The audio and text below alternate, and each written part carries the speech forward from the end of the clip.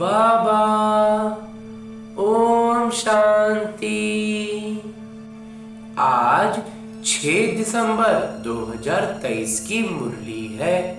बाबा कह रहे, मीठे बच्चे, मैं तुम्हें फिर से राजयोग सिखलाकर राजाओं का राजा बनाता हूं। इस फिर से शब्द में ही सारा चक्र समाया हुआ है। बाबा राजयोग सिखला के राजाओं का राजा बनाते हैं, लेकिन बाबा ने कहा फिर से, मतलब ये चक्र में बार बार होता है, हर कल्प में होता है। और आगे मेरे बाबा प्रश्न पूछ रहे हैं कि बाबा भी प्रबल है तो माया भी, दोनों की प्रबलता क्या है? उत्तर बतलाते हैं मेरे बाबा कि बाबा तुम्हें पतित से पावन बनाते हैं। पावन बनाने में बाबा प्रबल है, इसलिए बाबा को पतित पावन सर्वशक्तिवान कहा जाता है। और माया फिर से पतित बनाने में प्रबल है।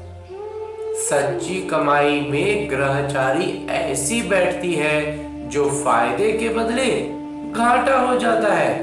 विकारों के पीछे माया तवाई बना देती है।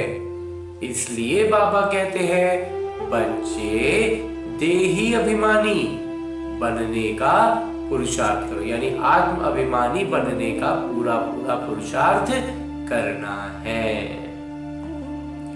गीत है, हमें उन राहों पर चलना है। ओम शांति। और आज की मुरली से लिए गए वो प्रमुख बिंदु जिन्हें हमें अपने ब्राह्मण जीवन में धारण करने हैं, उनमें सबसे पहले है कि बुद्धि की लाइन सदा क्लियर रहे, बुद्धि में एकदम ज्ञान की स्पष्टता रहे। इसके लिए आत्माभिमानी रहना है।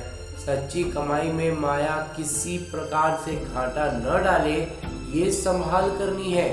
पूरा हमारा कमाई एकदम बहुत गाढ़े पसीने की कमाई हो, कहते हैं ना, ये अलौकिक संपदा बाबा का ज्ञान से मंथन कर करके हमें जमा कर रहे हैं, और उसमें ये घाटा हो जाएगा अगर हमने आत्माभिमानी नहीं रहे। शरीर के भान में जहाँ आए बस घाटा हो जाएगा।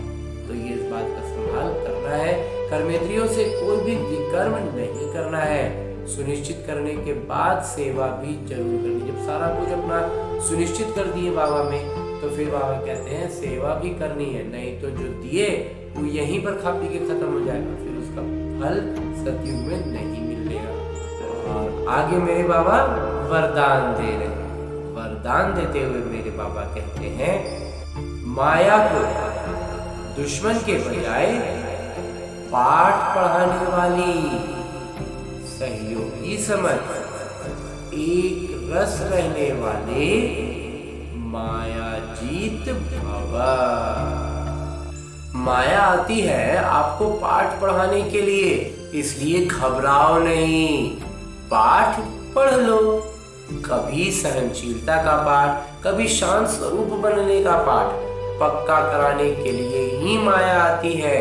इसलिए माया को दुश्मन के बजाय अपना सहयोगी समझो, तो घबराहट में हार नहीं खाएंगे। सहयोगी समझेंगे ना, तो उसके मौजूदगी में हार नहीं खाएंगे, उसको अपने हिसाब से सहयोगी बना लेंगे। तो पाठ पक्का करके अंगद के समान अचल बन जाएंगे। कभी भी कमजोर बन माया का आवाहन नहीं करो, तो वो विदाई ले लेगी।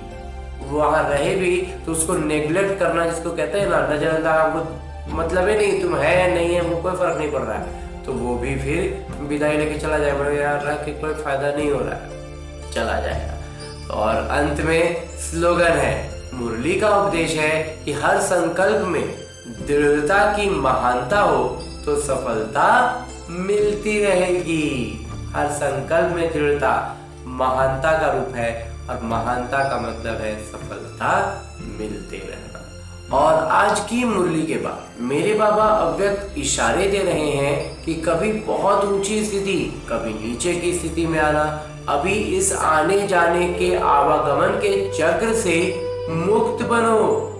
वे लोग जन्म मरण के चक्र से छूटने चाहते हैं और आप स्मृति विस्मृति के आवागमन का जो चक्र है इससे मुक्त होने का पुरुषार्थ करो। सदैव अपने संपूर्ण स्वरूप का आवाहन करने से व्यर्थ बातों से स्वतः किनारा हो जाएगा और आप आवागमन से छूट जाएंगे।